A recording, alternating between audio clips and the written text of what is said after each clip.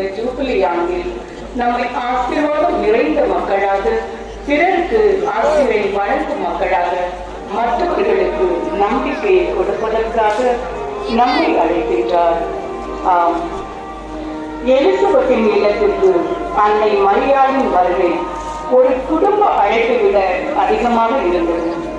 அது ஒரு அன்பின் பயணம், மாபெரும் உறவின் பயணம், மகிழ்ச்சியின் பயணம். முன்னுதரை தன் உதரத்தில் தாங்கிச் சென்றாள் தன் உறவினரான எலிசபெத்தை சந்திக்க. அந்த இல்லம் ஆசீர்வாதம் நிறைந்ததாக மாறியது. இல்லம் முழுவதும் பரிசுத்த ஆவியால் நிரப்பப்பட்டது. எலிசபெத்தின் கருவறையில் இருந்த குழந்தை கூட மகிழ்ச்சியாக இருக்கிறது. மரியாளின் ஆசீர்வாதம் அவருக்கு எளிதாக வந்துவிட்டது என்பது அல்ல. அவர் கடவுளின் வாக்குறுதிகளை நம்பினார். அவரது உடல் உறுப்பை தாராளமாக பிறருக்கு நம்பிக்கையோடு பகிர்ந்தளித்தார்.